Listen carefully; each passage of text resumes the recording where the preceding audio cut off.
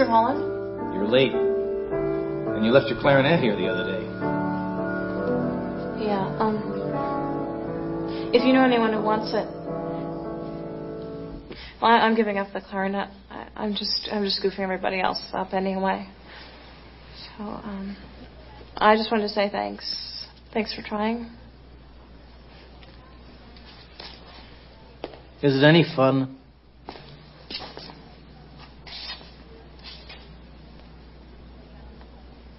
I wanted it to be. You know what we've been doing wrong, Miss Lang? We've been playing the notes on the page. Well, what else is there to play? Well, there's a lot more to music than notes on a page. These guys, for example. Now, they can't sing, and they have absolutely no harmonic sense, and they're playing the same three chords over and over again. And I love it. Do you? Yeah. Yeah.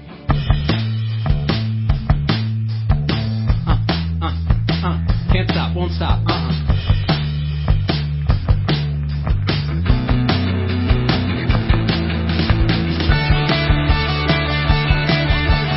From Buffalo, New York, a pretty good spot on the Great Lakes, it's the Struggle is Real Buffalo Music Podcast.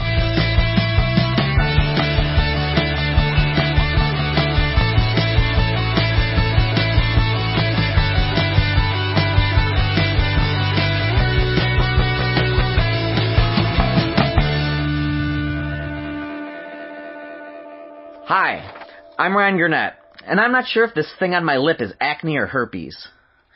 Hi, I'm Dennis Reed, and I really wish you'd stop kissing me. And welcome to the Struggle is Real Buffalo Music Podcast, where we talk about the good, the bad, and the funny of being a DIY musician in the 716. Today, we have an interview with drummer Blake Cooper of Rochester's garage pop group Dumb Angel. Blake also went to school for audio engineering, so I got to talk some shop with him there. And Blake lives here in Buffalo, even though his bandmates are located in Rochester. His band is Dumb Angel, and we're going to play you a song from their 2015 album, Antenna, and the song is called Moss. And in this episode of the Struggle is Real Buffalo Music Podcast, we're also going to learn if a song can truly be said to have a minimalist arrangement once the theremin comes out, whether or not studio engineers take your isolated vocal tracks home to make their friends laugh at parties. Search your heart. You know the answer already. I kind of wish I would have done that. We'll also learn if any of us... Like you didn't. I really wish I did that. That sounds fun. It's never too late. Start a label just to do that. Oh, excellent. All right, we're also going to learn if any of us posers really know the difference between Gene Krupa and Buddy Rich.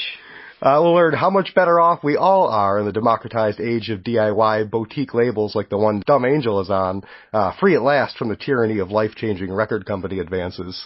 All right. We're also going to learn how I made a girl cry in my car. Again. And whether or not you really need that mic on Tom, too. Yes, you do. Absolutely. So we want your input, and we want to know what you think about the Buffalo music scene. We want to find out what makes the struggle real here in Buffalo. So we have a survey up, and we want to know what's the worst music venue in Western New York, and what's the worst trend in local music. What cover song would you be A-okay with never hearing again? We know you have opinions, and we want to hear them. So if you would go to our Facebook page... We got links all over there. Okay, yeah. If you go to the Facebook page, or if you check out the notes for this show, you're going to find our fun 10-question survey with these and other questions. We'll give the results in a Family Feud-style segment in a future episode, and we look forward to hearing what you have to say. Yeah, we really appreciate it. It's going to be super fun. So far, the responses have been pretty awesome. Yeah, you're reading them already? Oh, that's okay. As soon as my email told me one came in, I'm like, let's see what they said. Let's see what they said. I can't wait. Yeah, a couple people online said they took it and they actually thought it was fun, like to do. So complaining's great. It's one of my hobbies. As anyone who's checked out the Buffalo Craigslist section under the musician section will know, Craigslist is a crazy place. Craigslist is a crazy place no matter where you're looking. Yeah. But when you're dealing solely with musicians, and they're people on Craigslist, you know you're getting something special. So, with that in mind, we're going to do a segment of Real Not Real, where I'm going to read you some Craigslist posts. Okay. And you're going to have to tell me if they're real or if I made them up. Okay, so you've recently been to Craigslist, you're admitting that. Yes. And when you were there, you found some outrageous things, you collected them, you matched them with your own inspired imaginings. I think I did a good job. And time will tell.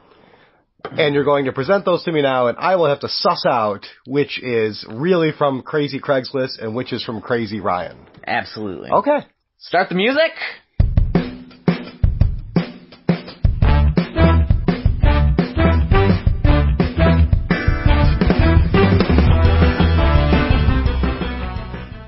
First one. Hey musicians, we are in need of any musicians that are interested in being a part of a neo-soul, hip-hop, jazz fusion inspired band. You can play the banjo, guitar, oboe, sax, whatever.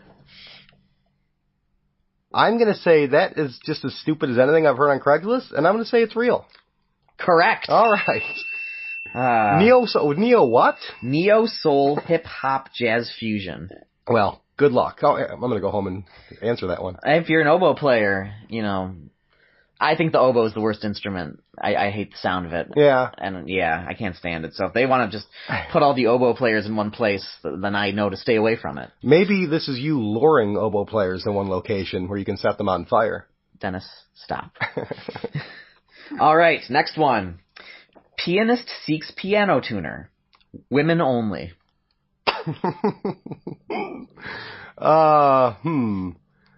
Pianist seeks a piano tuner and only a woman. So this person wants somebody to come there and tune their piano, so to speak, but it's got to be a woman. Got to be a woman. Do we think it was a man who posted this ad? Oh, possibly? absolutely. Yeah. Any ad on Craigslist where they're looking specifically for a female, I figure like 95% of the time it's a dude.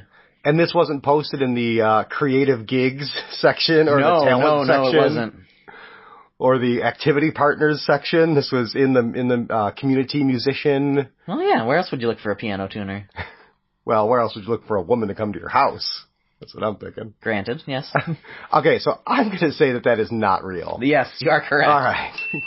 All right. Next one. Cockatiel babies. These sweet birds are recently weaned. All will make amazing pets and a bunch of colors to choose from. And amazing colors to choose from? Yeah.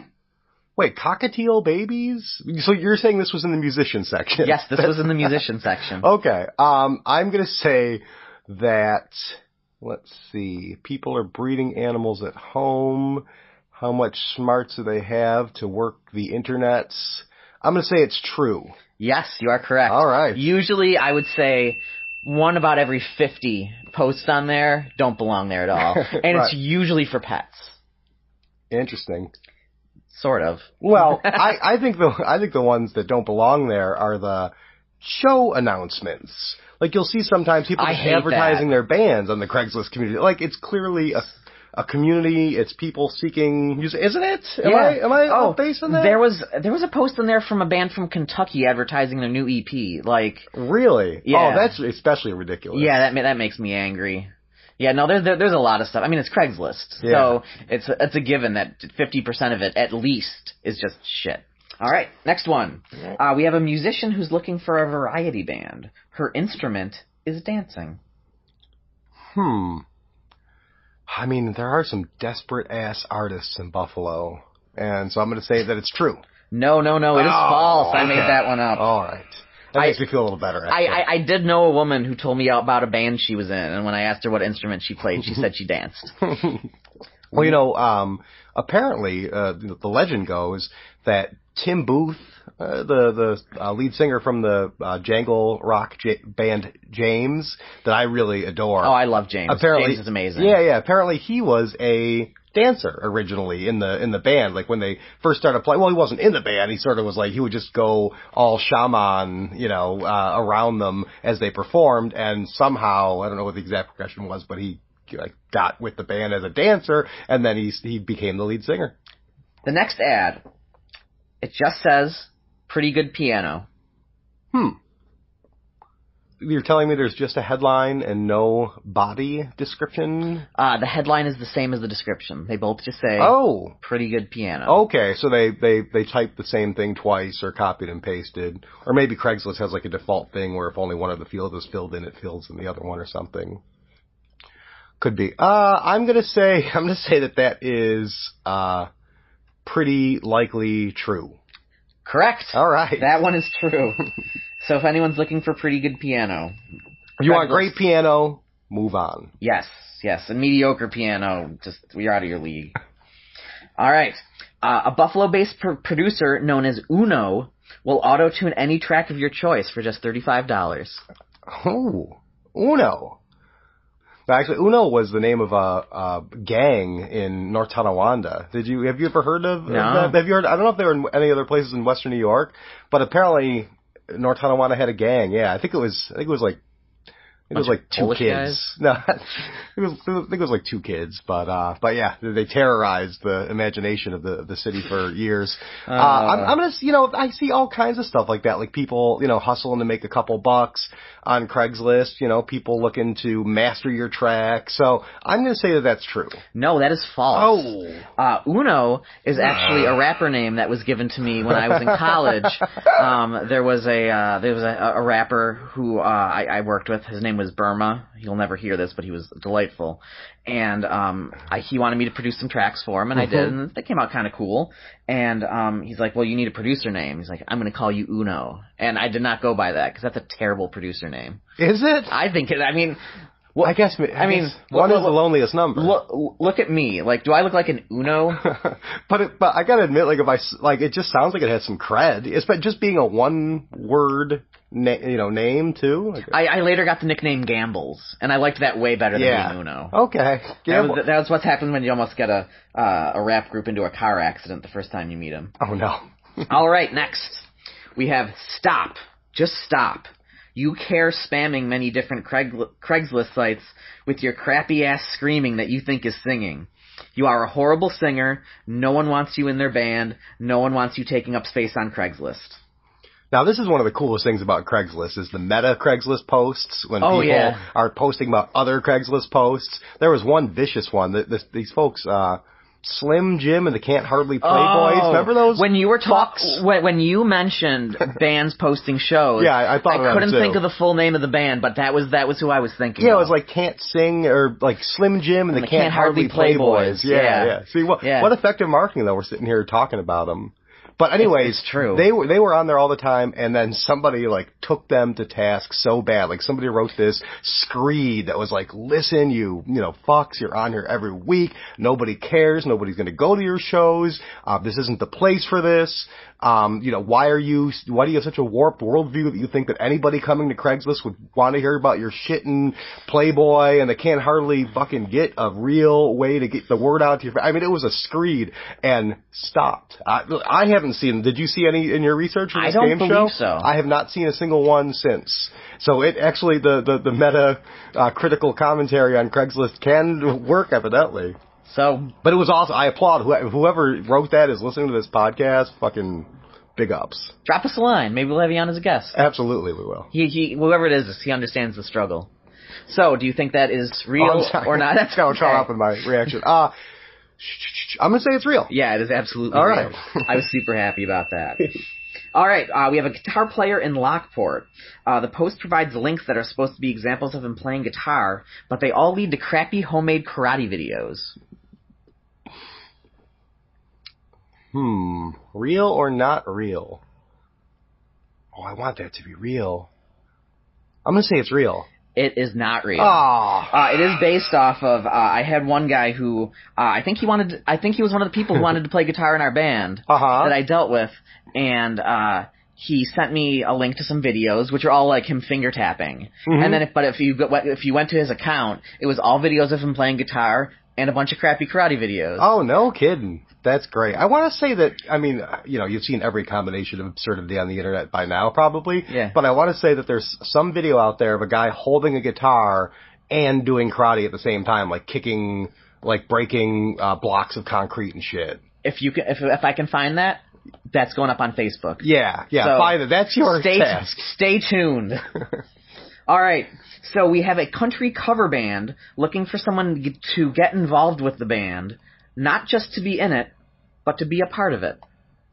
Okay, so they're trying to say what? Like, we don't want you to just be in it. We want you to, like, sort of spiritually feel like you belong too? Is that, are they at pains to? I feel like it would be along those lines, but they Okay. never really explain. They See, just, now maybe they mean like we want you to not only be in the band but be a part of it, meaning helping us break all the shit down afterwards and do all the shit stuff. You Could know? mean that too. Like it could be code for that. Like other people have just come and been a member of the band, and then like as soon as like they got paid, they split and they didn't help them carry shit.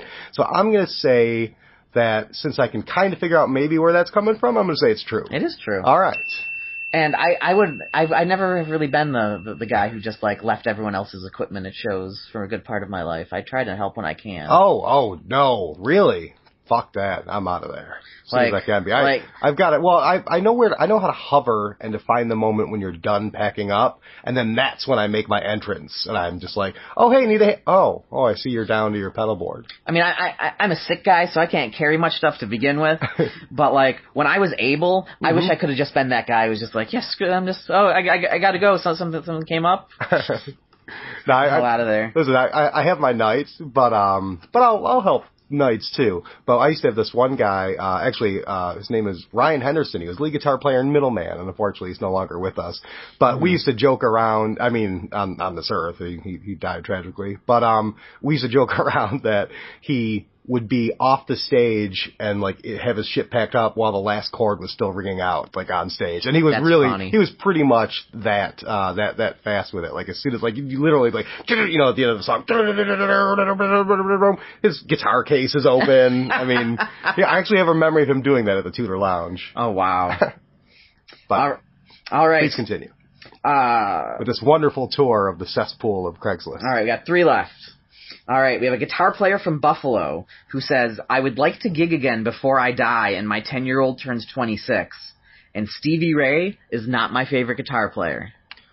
You know, I understand this person. I understand this profile, and looking at Craigslist stuff, a lot of guys are older gentlemen who want to get back into it, and they're like, and they put up these unwittingly, these headlines that basically would put off anybody who really wanted to be in a band with them, but whatever. They write like, haven't played in 20 years, want to get back into it. It's like, yeah, that's my first choice for a bass player, Carpal tunnel, advancing daily. That's me. We'll be unable to play within 6 months, looking for guys to jam, So, and then also the Stevie Ray Vaughan thing, those crowds that they circulate in, it sounds like this one gentleman in this persona that I'm constructing tried to play with some people before, and they were just all Stevie Ray Vaughan. So now, in his Craigslist ad, he's going to get that shit out on the table that Stevie Ray Vaughan's not what he's into. So I'm going to say that I understand this guy, and that he's a real person, and that it's true. You are correct. All right. We have a second guitarist is needed for a band called Barry Manilow. And it's a pop-punk band that does cover of Barry Manilow tunes. All right, I don't understand this entity, and I'm going to say it's not true. Yeah. All right. I figured you'd get that one. Yeah. That had your fingerprints all over it. Yeah, it did. All right, and now our last twisted one. Imagination. 82-year-old drummer seeks jazz band. Ooh, 82-year-old drummer seeks jazz band. Does he mention Gene Krupa or anybody else as an influence? I don't think he did. He wants to play music from the 40s through the 60s. I'm going to say that's not true. Yes, you are correct. Do you know why that's not true? Because he wouldn't be a lot of. By your 80s, you're probably not out there spry and drumming, most folks? No. It's false because no drummer has ever lived to the age of 82.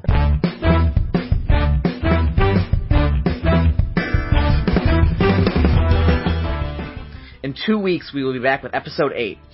Very special sit-down with our bandmate in The Lady or the Tiger, our better fifth, the lovable, super smart, and talented Joseph Iannello. We always save the best for last. We found Joe in the woods. In the woods? Yeah, well, Batavia. Same thing. All right. Please check out allwnyradio.com. They've got other great programming, including streaming web radio of all music, blog reviews, reviews by yours truly. I'll be doing some concerts in the next few weeks. There's going to be podcasts like Corey McKnight's Comments, The Big Picture with Michael Sargent. And have you ever listened to that? I texted you one time about that Big Picture with Michael Sargent. I've never listened to that one yet. It's ostensibly a photography podcast, but like he's usually like into hardcore right-wing politics within like 10 seconds of every episode. It's great. I think I need to listen to that. Yeah, it's very entertaining. And you folks do too. And then there's also the Think So Joe podcast, which is hosted by a guy, I think his name is Herb Schmeckel. No, you always get it wrong. It's not Herb Schmeckel. No, it's Janet. Oh, it's Janet. Janet Snyder? Yeah. Oh, Janet of course. Snyder. She hosts everything. Mm-hmm. All right. And by the way, we got to have him on this podcast too, because he's a cool dude and he knows a lot about the local scene. I absolutely. And he turns out podcasts like a motherfucker too. Yeah. Right. Yeah. I mean, there's like we post like one every 2 weeks, and then I see like 15 more, and they're all like 3 hours long. He's got the wrestling podcast, and he's got the Think So Joe. He's always super busy. Extremely prolific. Yes. You can check us out on Facebook, facebook.com/The Struggle Is Real Podcast. On Twitter, we are at SIR Podcast NY. Is that what it is? It always surprises me. It never looks right whenever I see it. But it must be, isn't it? It is. SIR Podcast is actually taken. Yeah. So I never know. I should have done WNY probably. Would have been smarter. But that's okay. If you want to tweet at Ryan, I am at Sir William Idol, IDOL. It's a Billy Idol reference. And Dennis will say his Twitter handle because I never pronounce it right. Eggenbite. Thank you, Dennis. But you gotta, it's AG, just don't fucking look me up on Twitter. I don't care. I like every time I look at it, I'm like, oh, it's Agent Bite. Yeah. And then I notice the T's not there, and then, Yeah, I just got an account because, like, everybody had accounts and stuff, and I very rarely tweet or anything from it. You can check out Dumb Angel at dumbangel.bandcamp.com. Oh, yeah, don't forget, we have Blake Cooper's interview coming up shortly here. Yes. And also, Mount Doom, look for that. That's something that Blake's going to talk about. That is a compilation that his singer and Dumb Angel put together of local Rochester bands. And it's supposed to be really cool. So, all right. He wanted to he made a point of getting a plug-in for that, so we're plugging it again for him. Sure. And if you want to be featured on the show, send us a message. We love hearing from people. We love feedback. Anything you want to tell us, that you don't want to say to our faces, you can just say it to us on Facebook. And so Blake Cooper of Dumb Angel will be back with us after break. All right, thanks for listening to The Struggle Is Real Buffalo Music Podcast on allwnyradio.com. Perf. You guys don't even know what it means to be a trapper. Yeah. Tell him, French. I can catch a helpless animal, skin it with my bare hands. I wake up muddy and I go to bed bloody, 'cause I'm a trapping man. I can brave the nastiest weather, even if it's 80 below. My pa was an elephant, but that's irrelevant. My ma was an Eskimo. I eat rabbit's heads for breakfast, with beaver bone on the side. My ma's magnificent, my body no different. I'm full of trapper pride. Yo-ho! Yo-ho! Rip their fur, cut their skin with my knife. Yo-ho! One thing's for sure, nothing like the trapping life. I'm better than the baddest sailor. Make love to women 10 feet tall. I've got a chest of wonder and balls of thunder. I can break right through a wall. I love the sound of metal snapping on an animal's head. Sometimes they scupper, sometimes they whimper, but they always end up dead. I've always wanted to be somebody who didn't get pushed around. Now that I'm a trapper, I'm the meanest guy around. Second meanest. The blood of a fresh-cut rodent is as sweet as brandy wine, and the brain of an antelope tastes like cantaloupe. What a yummy life! Yo-ho! Yo-ho! Yo-ho! Rip their fur, cut their eyes out with my knife. Yo-ho! Yo-ho! Oh, stop. That's sick. I agree. None of them were singing in the wrong key. No, I wasn't. It was Lautzenheiser. I was singing an E-flat minor. The song's an F-sharp major. I think they're the same thing. I mean, E-flat is the relative minor of F-sharp. No, it isn't. The relative minor is 3 half tones down from the major, not up. No, it's 3 down. Like A is the relative minor of C major. But isn't A sharp in C major? Wait, are you singing Mixolydian scales or something? A sharp is tonic to C major. It's the 6. No, it isn't. Well, it'd be like a raised 13th, if anything. All right, well, we are here with Blake Cooper from the group Dumb Angel, and you can check them out at dumbangel.bandcamp.com. Welcome, Blake. Hey. So we want to just spend. I'm here with Ryan Gurnett, my trusty co-host. Well, hi, Dennis. Or am I your co-host this episode? We're Dennis. We're each other's co-hosts. We are there for one another. Yes. All right. So, Blake, you're in, I guess, what would you call it, like a garage pop band? Is that what you guys describe yourselves? It's very loose. It's loose rock and roll type music that you can play without practicing a lot.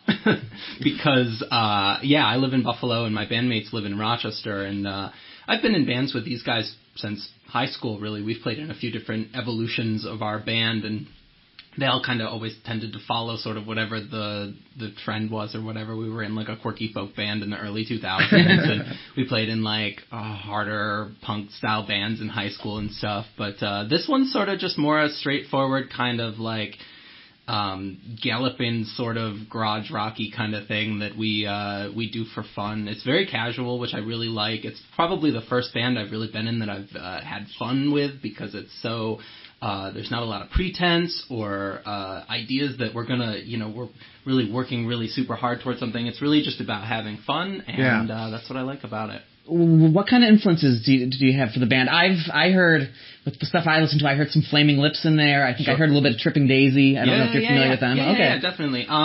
That's pretty right on. I'd say the general sort of influence is sort of like a 60s, that sort of like proto-garage kind of like, it's weird to describe Velvet Underground that way, but like Velvet Underground type of 60s, late 60s. A lot of Beach Boys, I think, is going on there. Yeah, definitely. But that sort of through the filter of just from our age and what we grew up listening to, the sort of 90s stuff that is a little bit analog to that, like you said, Flaming Lips, sort of.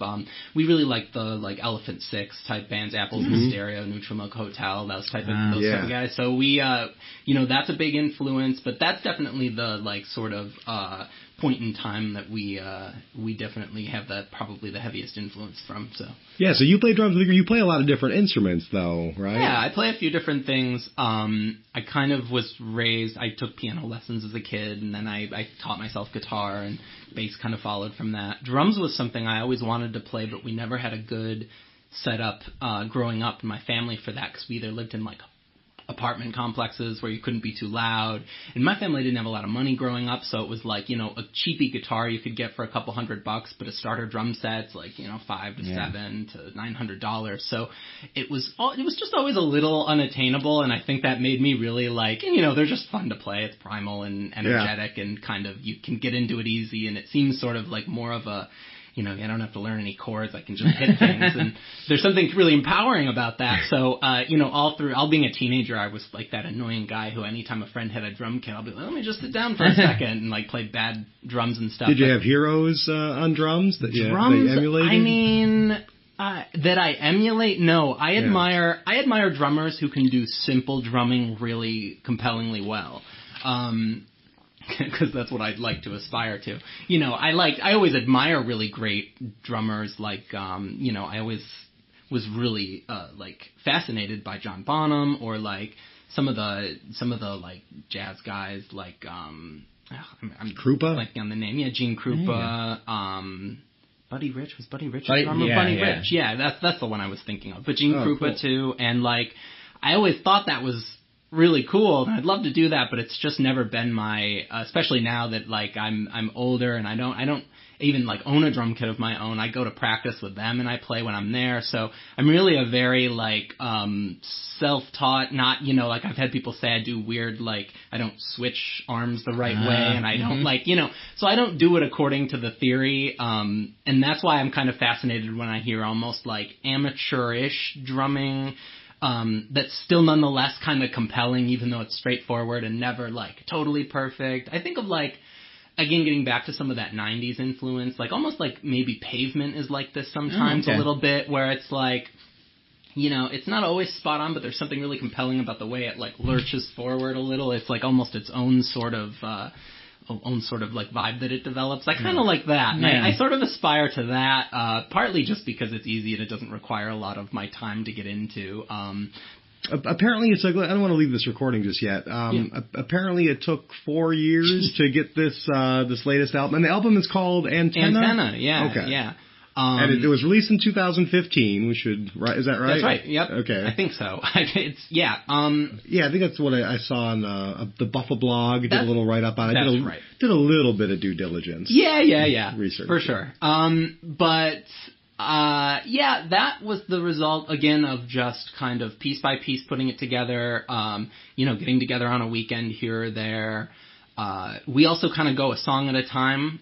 We don't, write a full-length album's worth of material and then record it all, piece by. We kind of do, come up with a song, commit it, do some embellishments as we go along, and then just kind of wait till we have something that's big enough to release like that before we release it as a package. Right. And for a while we were doing singles. We'd just record 1 or 2 songs. When we have 1 or 2 songs, we'd put it in a little slipcase with a CDR and just give them out at shows or sell them for a couple bucks depending where we were or whatever. But I think the full length was sort of just something we finally realized we had enough material for after several years of doing that process. And several EPs you'd already released. Yeah, definitely. You sort of cannibalized those for it. Yes, we did. Yeah. Right away. So, yeah. And now, we're kind of doing the same thing. We've got 2 or 3 Charge songs. of people twice for the same product. Yeah. Smart. That's on Bandcamp. I mean, I guess there is I guess you can pay to buy it, but right. Yeah.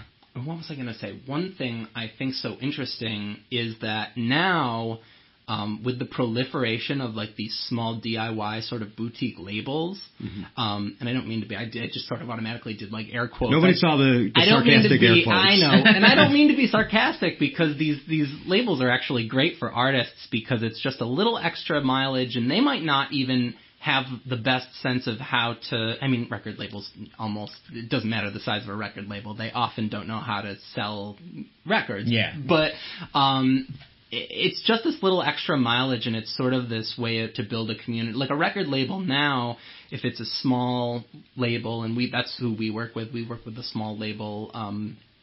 They really wanted to release our album on cassette, which was cool. Is that Dad's Mustache? What are they called? Yeah, it's Dad's Stash. Yeah, Dad's Stash Records. That's great. But I like that because it's almost like the record label.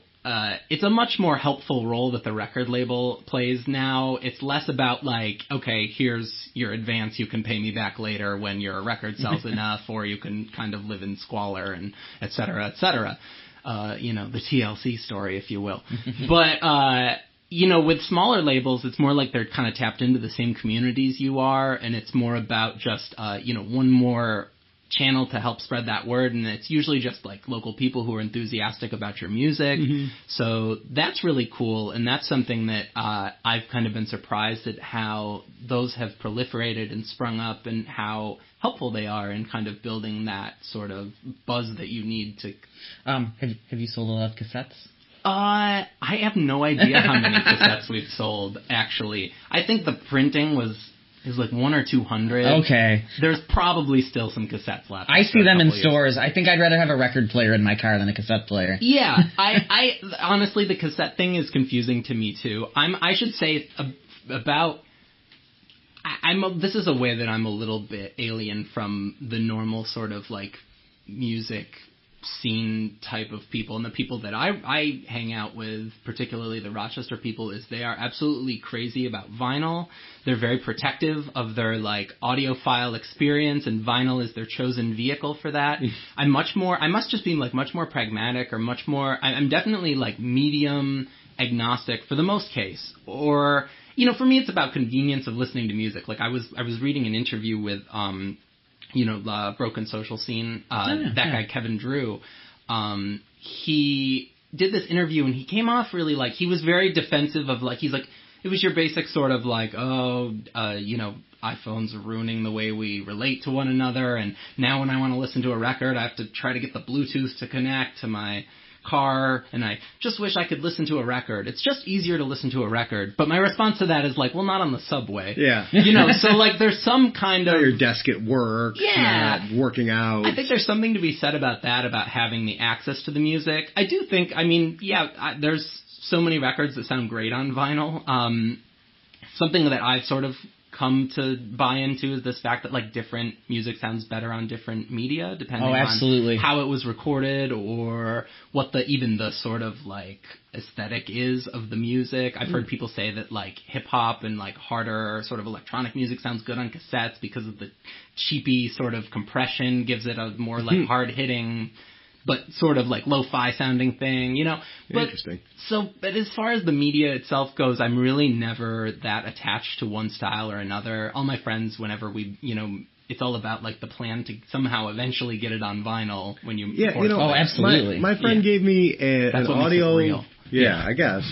He gave me Audio Technica, I guess it is, a turntable, about 3 years ago. It was this, it was a big ceremony. It was my birthday, and he's going to get me into vinyl. And I've been collecting vinyl. I used to have turntables, and then the one broke, and then for the other reason, all the matters of convenience we spoke about, I'm just like, I'm not going to bother. I've got my CD collection of 500 CDs, which is now just collecting dust. But anyways, he presents me with this turntable. So, it's ready to go. I got it in the estate sale. Only problem is it's lacking a counterweight for the back, and it shouldn't be a big deal.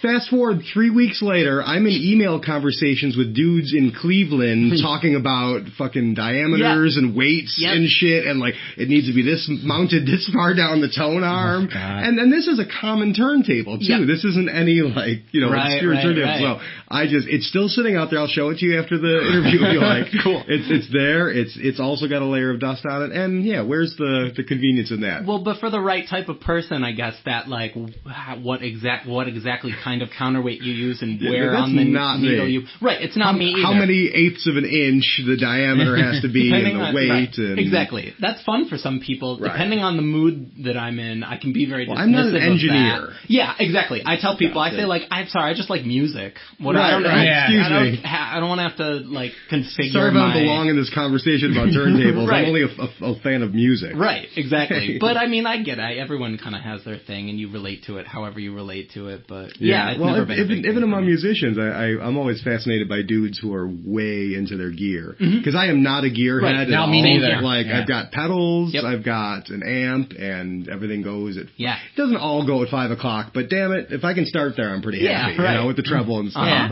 But some people just... Well, actually, we had a gentleman in here, I was just about to mention that. Yeah, we had Charles... Teasing future episode. Pagliana in another episode, who is from the Left Hand of Darkness, who is a kind of, I guess, a mad scientist type. Oh, absolutely.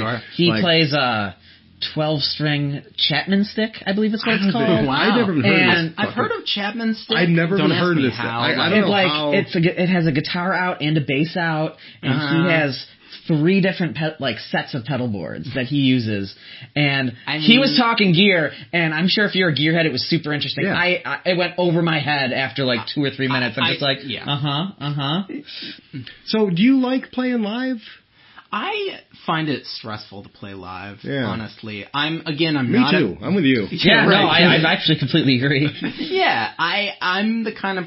I don't know. I have to be in exactly the right sort of mental zone, I feel, or else I can psych myself out one way or the other. Either like it's fine, it's so good, it's going to be great, and then my expectations aren't met, or I'm a very like doomsday kind of like this is going to be a colossal failure, and I can get inside my own head with that stuff a little bit.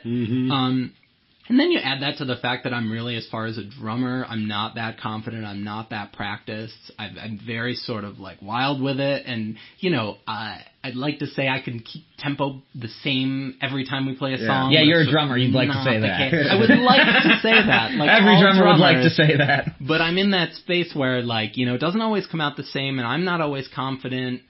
And for me, it's sort of the biggest challenge for me because they... they're all in Rochester. They actually live in the same house. One of the guys in the band lives downstairs in an apartment, and the other one lives up. So they can really, practice any time. Right. And I have to drive, an hour and 20 minutes or whatever just to, get in an hour here and there or whatever. So it's tough for me to do the due diligence I would need to feel confident enough when you get up live, for live playing to be a real easygoing. Do you do anything when you guys track? I know you like to get in the studio and everything and do home studio recording. Do you listen to a metronome or anything, or do you guys just? Sometimes what we do, I found what works best to kind of get in the middle between too stiff and totally loose is we usually do a scratch track with guitar.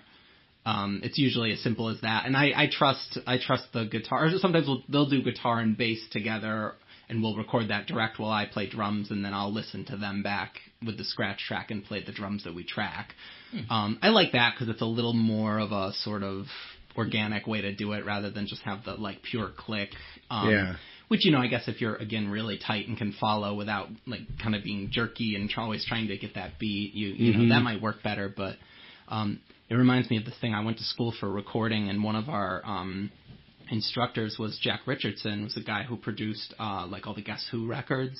I went to school in Canada, so all my music references are always Canadian bands.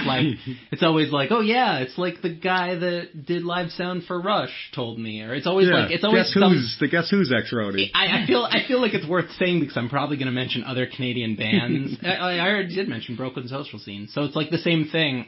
But anyway, and that's what he said. It really influenced me. He said the way he would kind of dictate, he was a pretty hands-on producer, and the way that he would dictate that they get the rhythm down for their songs is he would tap a microphone. So he'd just go and thinking in his head, these eyes, and just do that his way, and then that's their click track, basically. And what I liked about that is it creates a sort of a more natural rhythm, a more, human, if you will, rhythm, for lack of a better word. So I like that approach. We usually do something like that. Oh, okay. When you went to school for audio engineering, were you at the time, were you guys learning on, still the old reel-to-reels, or were you, Pro Tools? Well... How old are you exactly? Yeah, I'm 31. So, yeah. And by the time I got to school, it was Pro Tools. They had Pro Tools and Logic and stuff.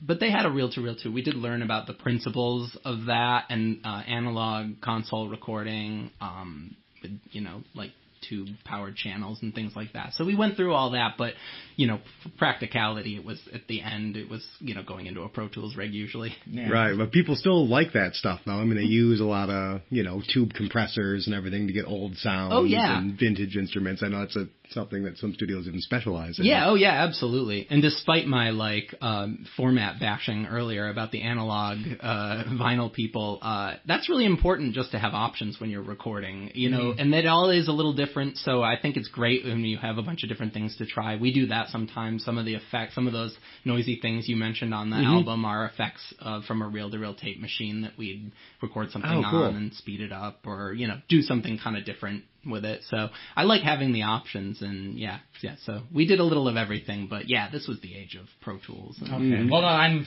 4 years older than you, and I, at the beginning, my freshman year was all 16 or 2-inch tape. Yep.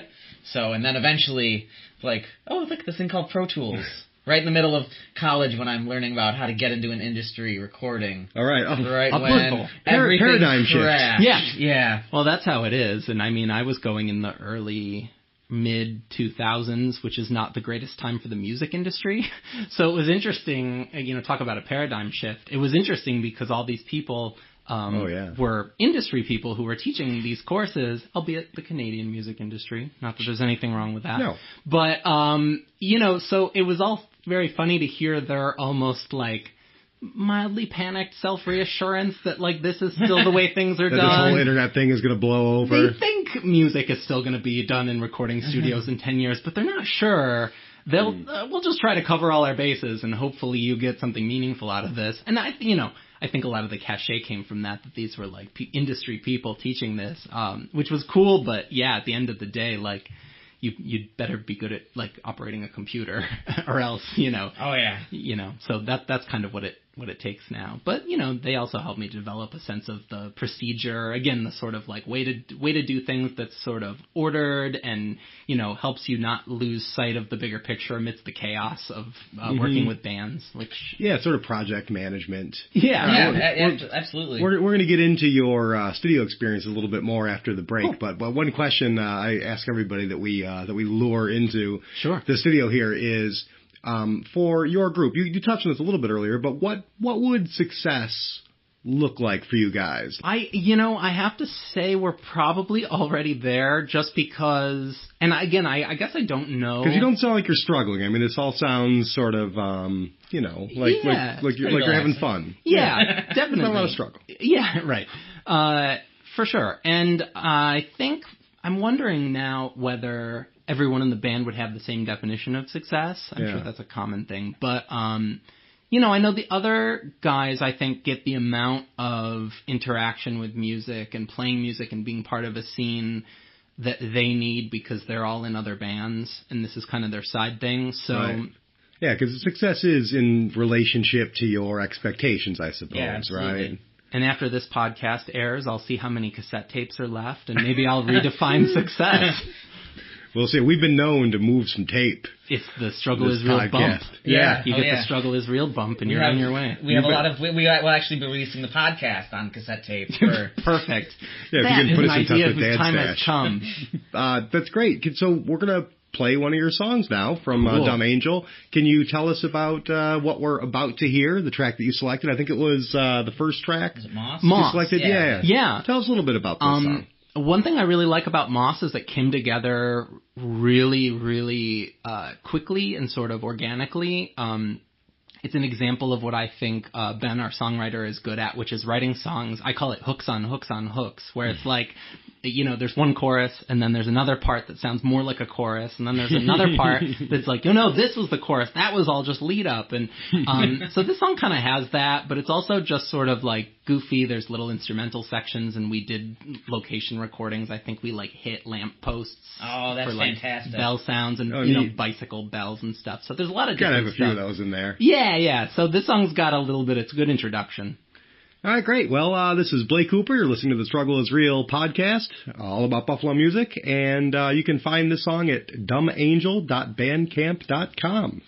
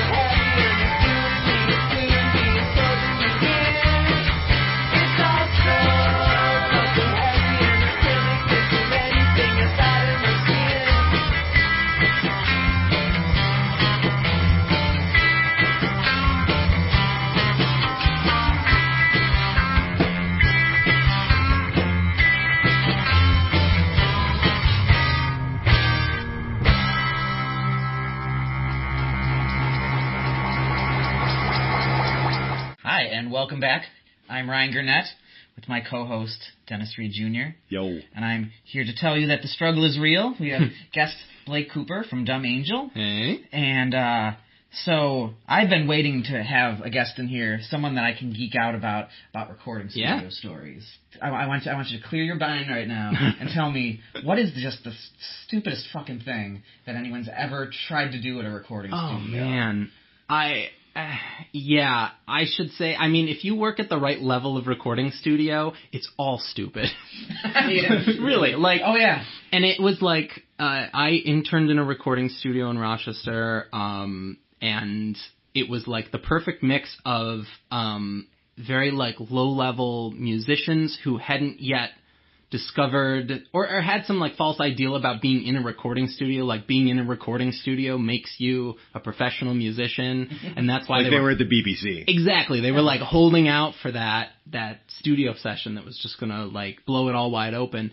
And then like corporate gigs and like, you know, stuff that wasn't even music, but like, you know, we did a lot of like books on tape and stuff. Like I did all sorts of weird stuff, but probably the worst one, the dumbest one, if you will, was like, I had this guy come in. I was working in the B studio, and I was in charge of the session for a guy who was like finishing up a project, and it was hip hop, but it was really like, you know, just very like, you could tell the guy maybe had like Fruity Loops and made a kind of a general like generic sort of beat, and you know, then he was bringing it in. I was gonna like mix the beat, and he was gonna do some like last vocal stuff. But I remember all he had left for this one session were the ad libs, and if you don't know, in hip hop, the ad libs are sort of like what you record behind the verse, and it's sort of like, you know, often it just takes the form of like, what? Oh yeah, 2017. What? Yeah. 9.5 plus 4 pennies. That kind of thing. Like you, and so it was. Spirit of 9 is 3. Yeah, right. So, that's kind of all the session was for a while, which is really bizarre to be, and like, I couldn't help it. Like, I had it in headphones, and every once in a while, he was in a booth, so he couldn't really, I would turn my monitor down just to listen to him just in a room going like, can't stop, won't stop, And like, you know, like, it was that kind of thing. It wasn't even inventive ad-libbing, but it was like a whole session of that. That whole project was great because then we were working on mixing, and I remember it was really, you know, like every track was just basically like a kick drum, a snare drum, hi-hats, and some kind of like bass-ish synth, like in the low mid-range to just kind of fill it, like one thing to fill it out, and then a standard drum kit. And I remember we were just going through and doing the kind of basic stuff to the kick drum and the snare, and I got to the hi-hat, and I like panned the hi-hat a little bit to the left, and he's like, whoa, what was that? And I was like, I just panned it a little to the left. He's like, it's coming from over here now. How'd you do that? And I was like, I actually, that wasn't dumb. That was awesome because it was the only time in my life I ever felt so smart. So I taught you stereo panning. Like, you didn't know stereo existed. Wow. Somehow. You got through your life, whatever, like 18 to 24 years or whatever. Yeah, just never really questioning. You never heard like a thing in one side but not the other. It blows my mind to this day. I don't know how you even, as a casual person, let alone a musician, let alone someone who found themselves in a recording studio, like but it was such an ego boost to be like, to this guy, like you were George Martin if you could pan something to the left or right. So I felt great after that. It was totally worth the 3 hours of listening to ad-libs. So that was a bad one for sure. What are your experiences in recording studios? I had it was a metal band. Okay.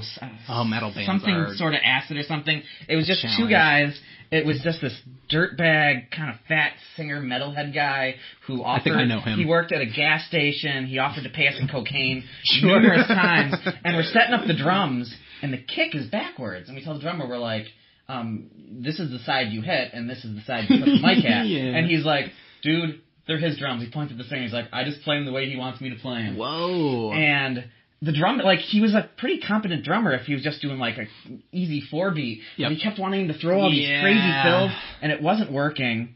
And then we finally get to do the vocals, and, like I said, this guy just looks like a random metalhead. And the lyrics are just I wish I had a copy of the recording to share it. I would use their music as the theme song because they're probably all dead by now. And probably. And he's singing like, "You are my honey from hell," and then out of nowhere comes this voice, "You light my night," and that's not even an exaggeration. Wow. That is what his voice sounded like. That is what he wanted the falsetto from his metal band to be. Sound like one of the guys from Monty Python in a wig and a Yes, dress. absolutely. I did a metal-ish band once that was really bad. And it's the same thing. I wish I had a recording of it because my friends ask about it because they did this thing where there was squealing involved, which I guess squealing was like next level, screaming. It's like, screaming wasn't enough, but to squeal like a pig there was a section of this song, and my friends and I shamefully would like isolate it and listen to it and laugh about it later, but there was definitely a part of the song where it was like, like that kind of thing going on with some weird like instrumental breakdown. Like a demented Muppet. I did that. That's actually what I was thinking. Yeah. I did that recording in a basement, and I should have stayed there. That should stay in the basement. There's a branch of, not to harp on metal, we love you all. We love metal people. Great metal. Yeah. But there's a genre where people bark. Where there's like there's a band called Canine, evidently. Really? Yeah, where it's actually a metal band, and they have somebody singing who's actually, I don't know how to put this. It's a dog. Yeah. It is a dog. Like a literal dog. Like a literal four-legged canine, different whole chromosomal thing going on. Yeah. I didn't know that, but it doesn't surprise me. It's true. It's like one of those things. That sounds about right. That makes sense. Yeah. Metal's a challenge to record, especially because those guys. Because I did it. I worked in a recording studio, but I also, because it was about the time that I was done with school, you could just get a computer and a rig, and so I did some on my own, and it was always like metal bands, and it was always in their basement with these ceilings that are like 7 feet high, and they're like, playing the loudest music ever that's just like bouncing off of everything, and they're like, you'll make it work, right? And like sloppy musicianship that they're like, you'll chop that up, right? You can fix that. Well, yeah, so that's something about recording is everyone has unrealistic expectations about the magic, quote unquote, that happens that turns whatever you did into a like workable product that someone wants to listen to. Yeah. There's always a little big gap between what people think you can do and what you can do. The nights I've spent just like chopping up drum beats beat by beat, it's a nightmare sometimes. Have you ever had have you ever had anybody in the studio who had an odd ritual for getting into their lyrics, like any strange demands for like laying down a vocal track or a guitar track, like lights coming down or some sand in there? I was talking about the I knew a guy who turned out like all the lights, and he would need like twinkle Christmas lights in the corners. That's the only way to perform. Like, oh wow. The only thing I can think of is just people whose ritual was like desperation, because when they hear themselves, they're not living up to whatever ideals in their head. And they always are like, I just need maybe a glass of water, or I just need to take 5 minutes. And it's always like, they're looking for a ritual to save them. But I don't know if I've ever worked with anyone with a really like weird demanding ritual. I will say that most of the bands I've recorded in my time are pretty like easygoing, almost to the point of being too easygoing, where they don't like. I've worked with bands that don't care enough. Definitely, they're trying to get something out of it that's not really the equivalent of what they're putting in. I think that's most common, probably.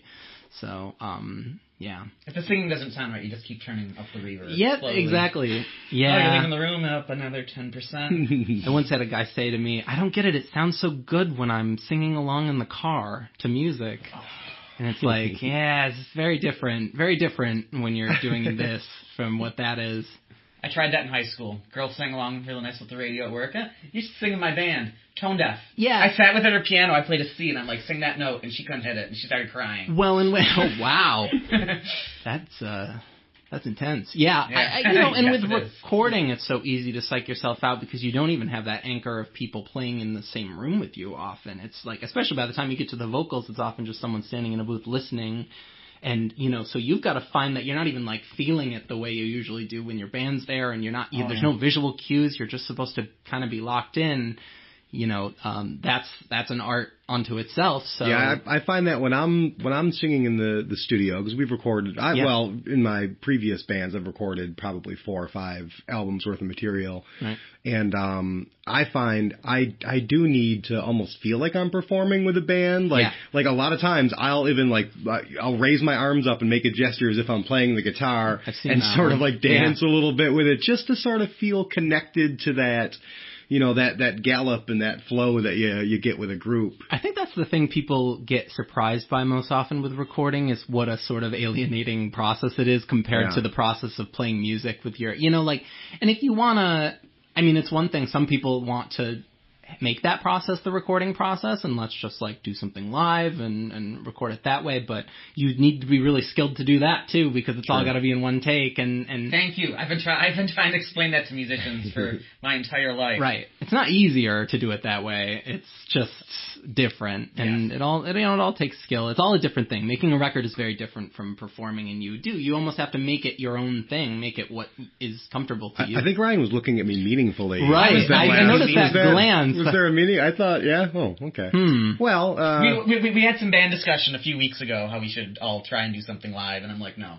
Nope, absolutely not. I'm by all means, we should all try and do something live. What do you mean? I think maybe Joe and Rick were talking about recording in the barn, doing it all with one take because the energy is going to sound better. Oh. And it really it doesn't. To me, I never really. Every time I've tried to do it live, it's either been an issue with people, a drummer not being able to do a click track with a whole band, or all of a sudden one guy doesn't know how to play one of his leads that he's been playing for the last year. Yeah, you really multiply your risks for whatever small, payoff you might get in inspiration you do. On the musician side and on gelling, you know what I mean. Right. Yeah. And also on the technical side because it's a lot of technical requirements to mic up and track a whole band and get it just, that's when you're into the crazy and that's tough to manage the bands too because then you've got to move around microphones and they're all getting tired and they all just want to play and the vibe is gone but you've got to plod on and all that. But everyone needs their own monitor mix too. Yep. That gets to be a killer. And then you set up all that up and you go to hit record and there's one track that's just dead silent. So you just stop it and trace switch out the cable. Yeah, it's always, and then eventually someone's like, well, maybe it's fine because it's just the second tom. No one cares. But compromising happens quickly when you're in that setting because everyone just wants to get something done. And then, you're already sort of degrading the final product anyway. It's a challenge. Recording's always a challenge. Best to just focus on one thing at a time, like the guy who just did the ad-libs. Yeah. What? Who? Now, you mentioned that your singer Ben. Yeah. Correct. So he's the mad scientist. Yep. What's the weirdest thing he's brought to you? He in terms of recordings, he does interesting stuff. Again, he's a vinyl guy. He's into vinyl, and he collects. He does crate digging stuff. He finds weird sound effects records and things. And there's always and that's getting kind of back to what you were saying, Dennis, about some of the weird kind of throwaway noises on the album, because there's a lot of things where he just finds things like, oh god, it's the audio from an Apollo launch in the early 70s or something. We've got to put it on this song and. Well, then I'm like, well, which section? What does that mean? What's the significance? He's like, nah, that'll be great. Maybe we'll play it backwards. It'll be great. So he comes with a lot of stuff like that. And I've heard, he's done little sound bridges and collages of things of wild sound he just gets with a recorder when he goes out in a park or something and puts together collages and stuff. Recording wise, that's probably it as far as the strangest thing. He's pretty low maintenance when it comes to the actual recording process. For being the mad scientist, he's someone who's pretty comfortable just going for it, which I admire, because not everyone has both of those qualities of the mind going everywhere at once, but also pretty focused and being able to stay in the moment when it's necessary. So, is there anything interesting he brings to his live performances? Any sort of rig or amp or? He's got a setup. They like gear probably the average amount. Like we were saying earlier, it's something that I kind of could take or leave, but they do cool stuff, and he's been experimenting with some delay, he has some kind of loop thing that he can do that produces noise, and I'm betraying my ignorance about the subject now as I'm speaking, because I don't know how it works. I think it's just I think it's just some kind of like overdrive with a delay effect that he attunes to try to kind of. We do some stuff where we go into songs. We've been playing that Wire song, Strange. Do you know that song? R.E.M. covered it on Document. That's how I first heard of it. But Wire, I must have heard it then. Yeah, I'm sure you've heard it. And I didn't really know. Who knows what Michael Stipe's mumbling exactly, about. Exactly. But that's a song we cover when we play live, and we've been doing a sort of like an intro that's kind of like noisy, where he builds up sort of layers of things with the delay, and like, you know, you like brings it back, so it's just kind of a like weird gurgle, and then slowly adds another sound and brings it back up, so the gurgle gets, you know, it mutates a little bit, and that's kind of fun. I think that's sort of interesting. Like I said, I don't really know how he does it, but I think it's interesting anyway. Neat. Yeah. Well, Blake Cooper. Yeah. Of Rochester, New York. This was fun. You've done it all. Yeah. You've been in a shoegaze band. Yeah. You've been in a garage pop band. You've been in an acoustic sort of outfit, right? Like a folky sort of we did something like that. Well, really appreciate you coming by here. I do have one more question. Yes, Ryan? Go for it. Say you're a new band, you're getting in the studio for the first time. Yeah. What advice do you have? Yeah. Remain calm. Yeah, really. I mean, it's important. Identify the exits. Yeah, right. You know, take a magic marker and write your initials on all your gear.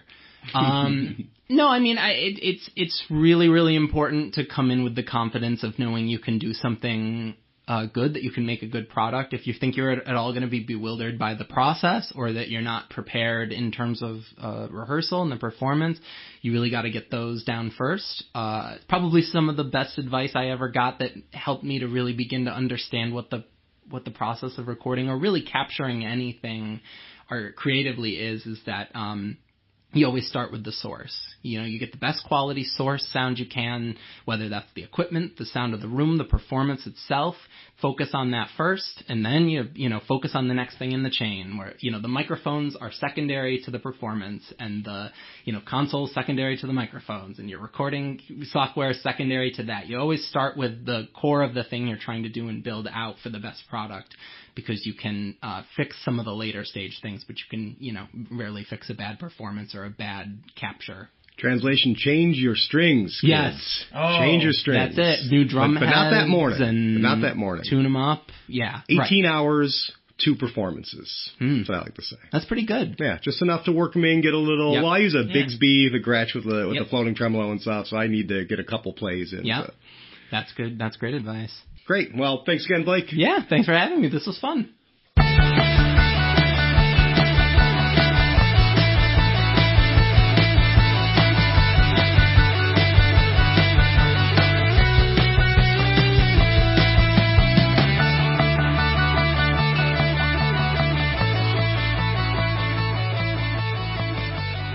December 2016, Buffalo, New York.